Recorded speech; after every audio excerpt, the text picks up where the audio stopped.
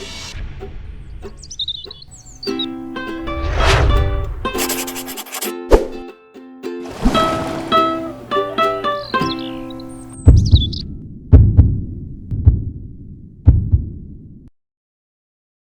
noite a todos. Boa noite.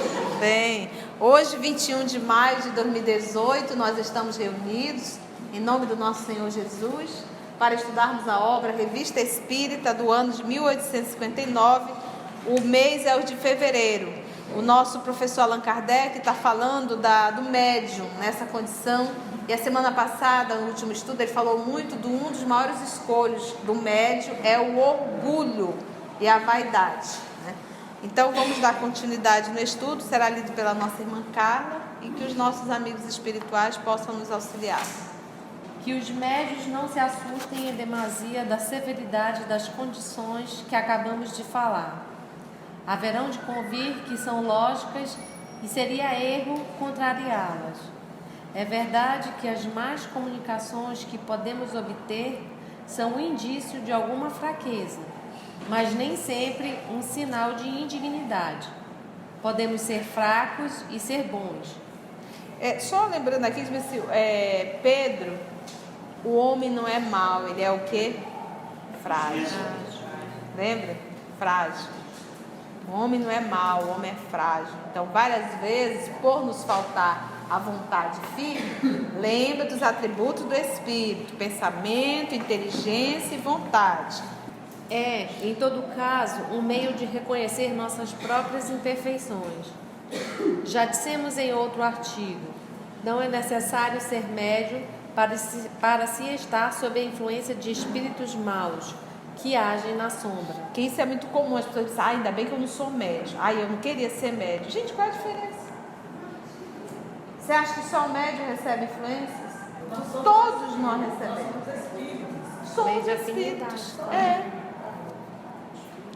Com a faculdade mediúnica, o inimigo se mostra e se trai.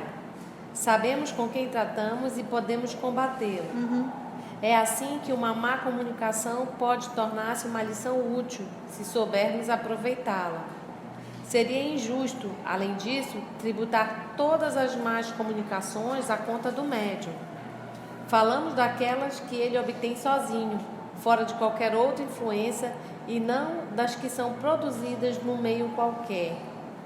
Ora, todos sabem que os espíritos atraídos por esse meio podem prejudicar as manifestações, quer pela diversidade de caracteres, quer por defeito de recolhimento. Porque uma coisa é o médium sozinho fazendo o trabalho, outra coisa é o médium estar no grupo.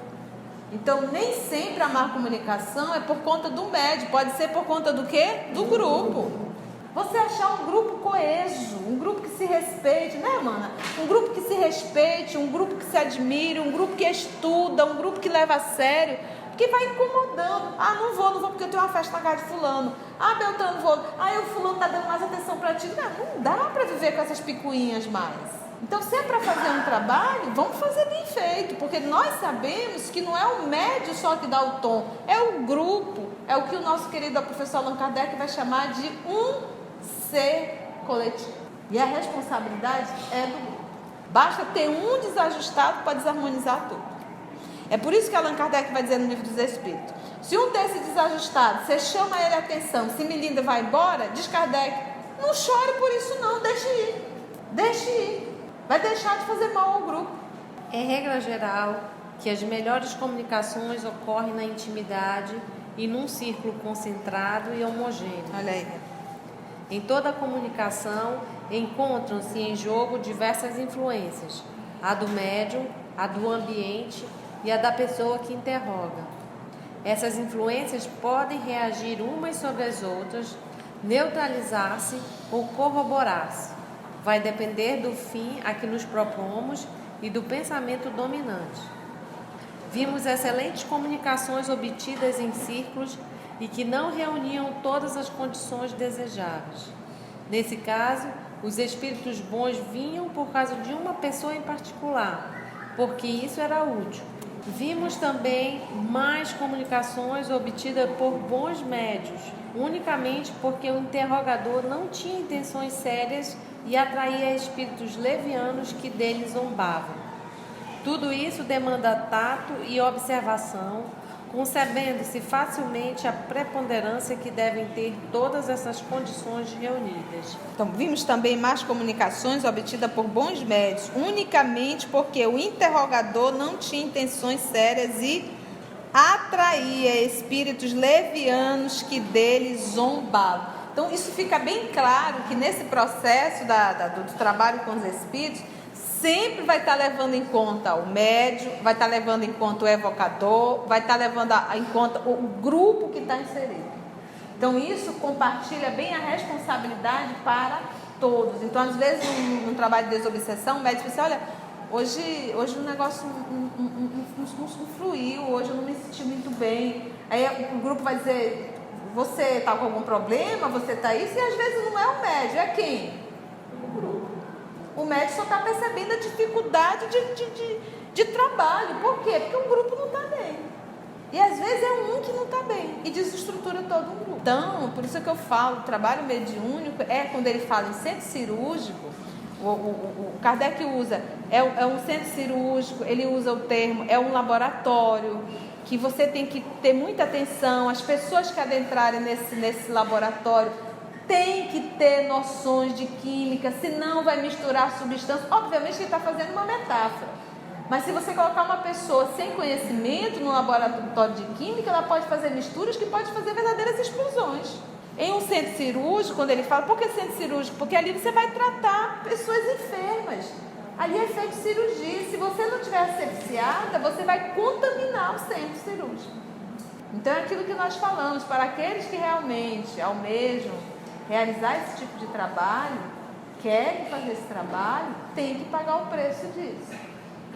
É sério, entendeu?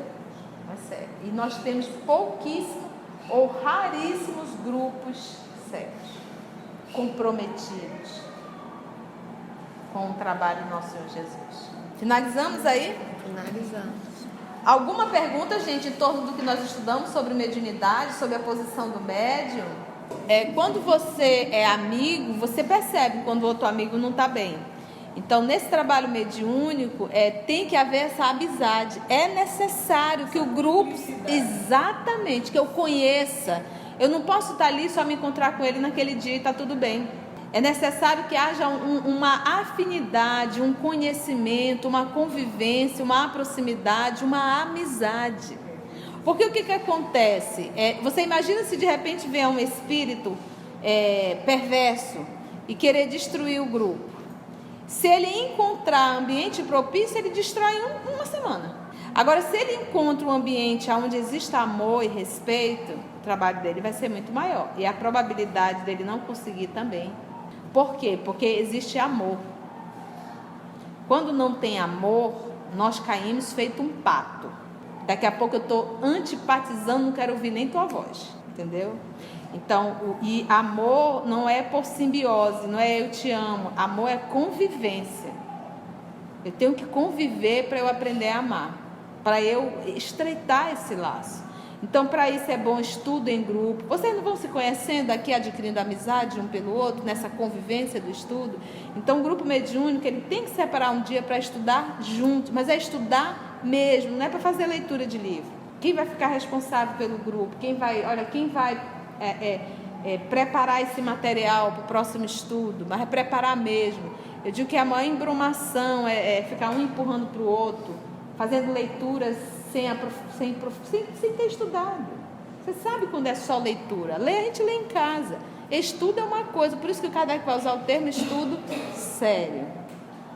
Entendeu? Estudo sério. Então, teria que ser feito isso. Tem que se visitar, tem que fazer evangelho no lado do amigo. Vamos fazer evangelho essa semana, esse mês na sua casa. Na outra, vamos fazer na outra. E vão se agregando, vai se fortalecendo. É por isso que os espíritos falam da dificuldade de arrumar grupo sério. Nós vamos muito atrás do fenômeno, sabe? Falta muito estudo, falta muita seriedade no trabalho, muita cumplicidade, está faltando muita coisa ainda. Eu não falo nem só na evolução moral, a gente fala realmente o entendimento doutrinário. Evolução moral, todos nós estamos capengando, a gente não está buscando essa evolução moral, não. É o estudo. Por isso nós sempre vamos bater nessa tecla. Antes de iniciar o trabalho mediúnico, estude o livro dos médios. Quando você começa, é igual quando você vai pegar alguém que aprendeu a dirigir, mas não aprendeu a dirigir com um profissional. Ele aprendeu já com vários vícios de direção. Quando ele pega um profissional, ele tem maior dificuldade para ajustar o correto, porque ele viciou a fazer o errado. Então, quando você pega um trabalhador que vai para um trabalho mediúnico sem ter feito um estudo doutrinário do livro dos médios, um estudo sério, ele começa o trabalho mediúnico cheio de vícios. E é muito complexo voltar atrás, porque ele já começou errado. Uma má comunicação, por exemplo, vamos dizer que era um espírito perverso e que simplesmente conseguiu enganar todo o grupo. E aí, de repente, quando descobriram, olha, fica a lição, vamos tirar a lição, aonde nós erramos. E quando ele fala, quando o Kardec fala isso aqui, é como se ele dissesse assim, gente, a responsabilidade não é de um ou de dois, a responsabilidade é do... Quando ele levantou, pode ser um médium? Pode ser o evocador? Pode ter sido alguém do grupo? Pode. Então a responsabilidade é de quem? Querendo dizer o quê? Todos terão que estar bem. Como é muito bom para você formar um grupo mediúnico. Agora vamos formar um grupo de estudo? Vamos formar um grupo de estudo. Livro dos médios. Isso partindo do princípio que já estudou o livro dos espíritos. Ele já estudou o livro dos espíritos. Fazer o livro dos médios, ele já estudou o livro dos espíritos e está estudando o livro dos espíritos. Vamos formar um grupo? Vamos estudar o livro dos médios? Vamos. 3 anos de estudo do livro dos médios. Quem ficou 3 anos de estudo, quem ficou é quem realmente tem interesse, levou a sério. Esse 3 anos já é a seleção natural dos curiosos, do povo que busca fenômeno. E ele vai ficar, mas não vai ter prática. Esse aí já vai. É questão de tempo para você ele desistir, porque ele quer o fenômeno, ele quer rápido. A gente não quer esse tipo de trabalhador. 3 anos de estudo. Olha, agora vamos para a prática. Quem ficou está apto a isso. Quando começa a ir para a prática, o trabalho acontece leve, sem escândalos, sem chilique, ninguém mais tem medo. É lindo o trabalho. Esse mesmo grupo pode formar um novo grupo na casa, porque eles já estão há 3 anos juntos.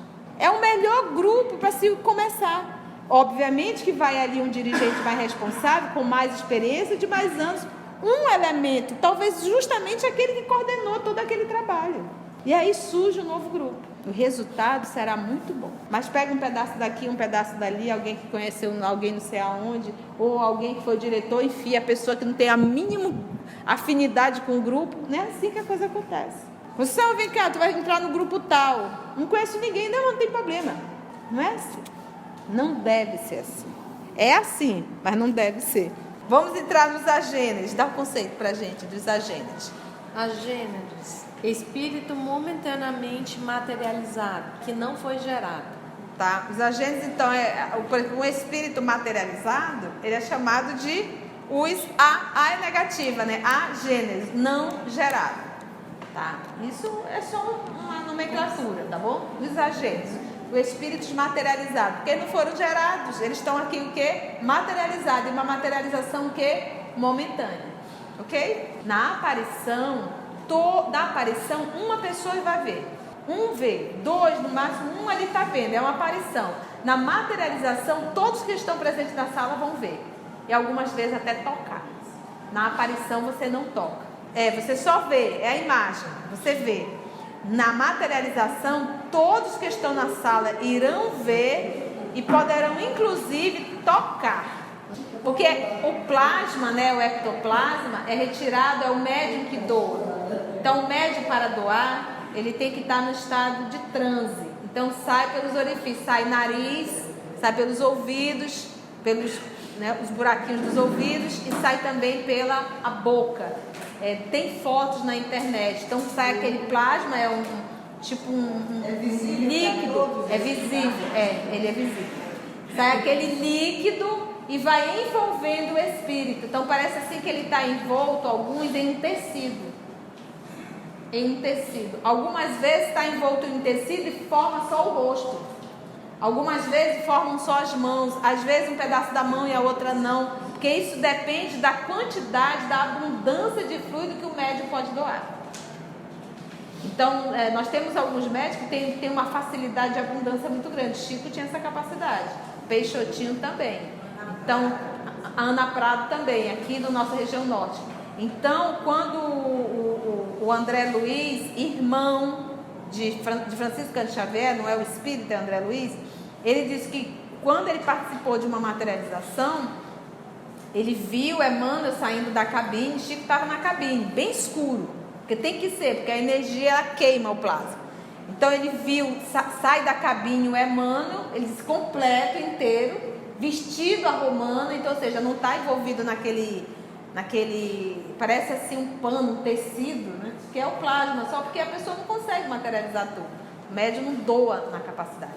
Então, ele foi até inclusive a última vez, e ele disse que Emmanuel trazia uma cruz em mãos, e muito luminosa.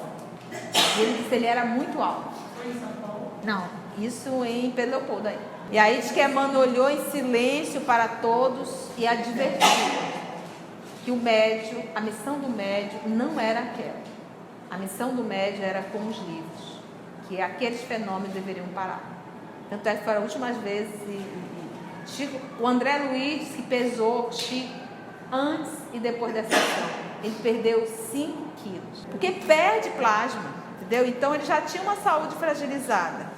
Vai fazer isso para quê? Só para atender a curiosidade humana? Entendeu? Só por curiosidade. Então, nesse caso, ele contou que a mãe dele se materializou também através de Chico.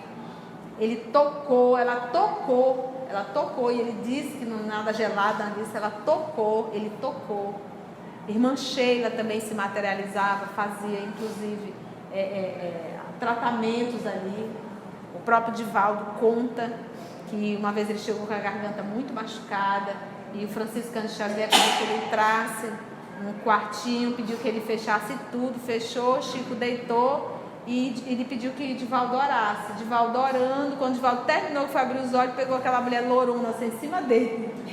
Era Sheila, materializada com uma canetinha, tipo uma canetinha, uma luzinha na ponta, era laser, na época não tinha. E ela disse, Divalda, alemã ainda com sotaque, abra bem a boca, abra bem, vai doer. E ele abriu bem, ela foi lá e queimou, ele realmente deu bem, nunca mais sentiu a garganta. Então uma materialização que tocou, que pegou, mas é chamado de agênese, por quê? Porque não foi gerado, né? Está materializado, é uma materialização momentânea, daqui a pouco vai desaparecer. E ele não vem atender os nossos caprichos. Não é uma aparição de um espírito que vai fazer diferença na tua vida. Vamos lá, os agêneres. Já nos referimos diversas vezes à teoria das aparições. Em nosso último número, a recordamos a propósito dos estranhos fenômenos que relatamos. Para melhor compreensão do que se segue, rogamos aos nossos leitores que a eles se reportem. Todos sabem que no número das manifestações mais extraordinárias produzidas pelo Sr. Home estava a aparição de mãos perfeitamente tangíveis que cada um podia ver e apalpar, que pressionavam e apertavam, mas que de repente não ofereciam senão o vazio quando queriam pegá-las de surpresa. No caso do Sr. Home, ele era um médium de efeitos físicos, mas as materializações não se completavam. Tinha que um caso só aparecia uma mão, mas que ela tocava, algumas vezes chegando a ficar até a marca. Está na de 58, esse caso das mãos, tá? Eu teria que ir lá atrás para dar uma lida. Eis aí um fato positivo que se produziu em diversas circunstâncias, atestado por numerosas testemunhas oculares. Por mais estranho e anormal que pareça, cessa o maravilhoso desde o momento em que é possível lhe darmos uma explicação lógica. Entra então na categoria dos fenômenos naturais, embora de ordem completamente diversa da dos que se produzem aos nossos olhos e com os quais é preciso pôr-se em guarda para não os confundir. Nos fenômenos comuns podemos achar pontos de comparação, como o do cego, que percebia o brilho da luz e das cores pelo som da trombeta, mas não similitudes. É precisamente a mania de querer tudo assimilar àquilo que conhecemos a verdadeira causa de tanta desilusão em certas pessoas. Pensam que podem manipular esses elementos novos como se fossem hidrogênio e oxigênio. Ora, aí está o erro. Esses fenômenos estão submetidos a condições que escapam ao círculo habitual de nossas observações. Está querendo dizer aqui, olha, o fenômeno vai ocorrer na hora que tu quer.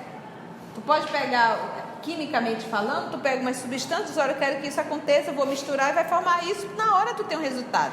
Quando se fala de espírito, cada um tem a sua vontade, tu pode evocar, se ele quiser, ele não se comunica. É isso que ora, aí está o erro. Esses fenômenos estão submetidos a condições que escapam ao círculo habitual de nossas observações. Porque ele está na condição de um observador, né? A ciência é justamente da observação. Só que a coisa não acontece na hora que tu quer. Pode até chamar, tá vendo? Nem existe. Se existisse, a coisa ia acontecer. Não é assim. Para um fenômeno de aparição, tem todo o movimento. Por exemplo, nós temos um livro, acho que é no Missionário da Luz, tem um capítulo que vai falar só das materializações. E ele fala do perigo, tanto para o espírito quanto para o médium. Entendeu? E todo o trabalho, a preparação da espiritualidade, organizando a sala, aparelhos, ambiente, fazendo uma higienização na psicosfera, é um trabalho doido. Está lá, acho que no Missionário da Luz, se não me falha a memória. É preciso, antes de tudo, conhecer... Olha, esses fenômenos estão submetidos a condições que escapam ao círculo habitual de nossas observações. É preciso, antes de tudo, conhecê-los e com ele nos conformarmos, se quisermos obter resultados. É necessário, sobretudo, não perder de vista que esse princípio essencial, verdadeira chave da ciência espírita e agente dos fenômenos vulgares, é uma força física, material, que pode ser submetida às leis do cálculo, ao passo que nos fenômenos espíritas, esse agente é constantemente uma inteligência que tem vontade própria e que não podemos submeter aos nossos caprichos. Entendeu aí? Inteligência e vontade própria. Não vou, não quero. Nessas mãos havia carne, pele, ossos, unhas reais? Não, evidentemente. Era apenas uma aparência, mas de tal ordem que produzia o efeito de uma realidade. Se um espírito tem o poder de tornar visível e palpável uma parte qualquer de seu corpo etéreo, não há razão para que não o possa fazer com os outros órgãos. Todo mundo entende esse fenômeno de efeito físico, da materialização, hoje chamado de ectoplasmia também, mas são as materializações. Todo mundo compreende esse fenômeno? É necessário que haja um médium específico, é raríssimo. Esse médium, todos nós temos o plasma, o ectoplasma, todos nós temos. Todos nós temos a capacidade de doar? Não. Por isso esse médium específico, é o médium de efeito físico. Ele tem que entrar num transe, ele fica como se estivesse dormindo. Pesquisa hoje em casa que tem, você vai ver alguns vídeos até de alguns raríssimos médicos que fazem isso. E algumas fotos na época de Allan Kardec e na época de Chico. O Chico tem um caso do Zé Arigó, o espírito se materializa, só que envoltos em panos. Coloca a mão sobre o ombro dele e tira a foto. Então, e o médium está em transe, está dormindo, está apagado. O médium perde a consciência nesse momento. E o plasma sai dele e vai envolvendo o espírito. Lembra que isso é o que tu está vendo, mas nós já sabemos todo um trabalho no mundo espiritual para realizar aquele fenômeno naquele momento, tá bom? No caso da aparição, há uma assistência espiritual. Por exemplo, a Fabrício não é médium, vidente. Ela não enxerga absolutamente nada. Mas para um processo de moralização da Fabrício, para chamar a atenção para algo, a misericórdia vai permitir que um determinado espírito apareça a você. Então eles vão te envolver, vão aplicar como se fosse um magnetismo no teu globo ocular para te enxergar aquele espírito naquele momento. É como se ele dissesse assim: vamos abrir um canal aqui momentaneamente da Fabrício, só para ela ver isso, porque vai ter a ação do espírito sobre o teu organismo. Porque para eu enxergar o espírito, eu tenho que ter uma adaptação no meu globo ocular. O médium, ele tem uma adaptação no corpo físico. Por isso que a gente diz que é uma predisposição orgânica. Ninguém desenvolve, ou você é médium ou você não é. Você vai fazer educar o que já tem. Você vai aprender a lidar com a mediunidade. Então o médium vidente, ele tem uma predisposição orgânica para enxergar, tanto é que ele vê 24 horas. No caso da aparição, tu vai receber uma assistência espiritual, um amparo espiritual para você ver aquele espírito naquele momento, naquela hora. E às vezes nem o espírito que vai aparecer tem noção disso. Dependendo da categoria desse espírito, pode perguntar, ele vai dizer só que ele apareceu para ti. Mas como? Ele não sabe te explicar. Porque ele também não está vendo os amigos espirituais atuando sobre você. Lembra que nós temos um constantemente nos auxiliando, que é o nosso guia espiritual. Então tudo tem um propósito moral. No processo da aparição, só acontece com a permissão de Deus. Porque se todos os espíritos desejassem se manifestar, tivesse essa autorização, ou tivesse esse livre-arbítrio, Deus o livre. Que até de espírito está aqui dando susto, não dando susto, dando recado, isso é uma confusão. Então é muito limitado. Então no fenômeno da aparição tem um conteúdo maior. Às vezes é para te chamar a atenção para a sobrevivência da alma, para te procurar um grupo espírita, para tirar aquela dúvida. Aí ela vai procurar um grupo espírita, o trabalhador que não estudou, já vai olhar e já vai dizer que ela é o quê? Médio vidente.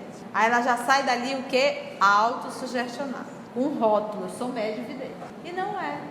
Se uma pessoa chegar no centro espírita incorporada, isso quer dizer que ela é médium? Isso quer dizer que ela está passando por uma obsessão, passando o tratamento, fazendo o acolhimento. Ela vai talvez ficar saudável, ficar bem, uma vez que ela se moraliza, e nunca mais vai dar comunicação. Entendeu, Fabrício? Então, no processo da aparição é um caso isolado. O médium vidente, ele vê 24 horas. Conceição, é aquele que entra num transe e que vê com os olhos da alma ali alguns quadros. Pode ser autêntico? Pode, mas diz Kardec que é um perigo muito grande por conta da imaginação. Kardec fala. Está lá no livro dos médiuns, ele aborda isso. Então, como é que eu vou poder começar a perceber se é da minha imaginação ou não? Vamos ver se isso começa a bater com o que está acontecendo. Porque se é uma faculdade, tem que ter um propósito. Então, eu tenho que verificar se está batendo com o que está acontecendo com a reunião. Agora, não é um espírito que diz assim, de repente uma médium entra em transe e diz assim... Aí ele está aqui, começa a dizer, eu tô nas trevas, eu estou no nisso. Aí o outro já diz assim, eu estou enxergando tudo. Não está enxergando nada, ele se autoinduziu pelo que ele ouviu do Espírito. Agora, se o médium está aqui, o outro está entrando em transe, e ele está aqui, ele começa a ver um ambiente desagradável, um ambiente assim, ele começa a ver, mas ele está aqui em silêncio, só observando aquela formação de imagens na mente dele. Ele começa de repente a ver pessoas gritando, chorando. Aí de repente o médium entra em transe aqui e começa a descrever o que ele estava vendo. Aí o médium diz, está batendo. Você está entendendo? Então o médium nessa condição, ele tem sempre... Gente, nós não podemos ter orgulho ou vaidade de se dizer médium. Nós temos que ter essa humildade de reconhecer que nós estamos estudando mediunidade e estudando a prática mediúnica.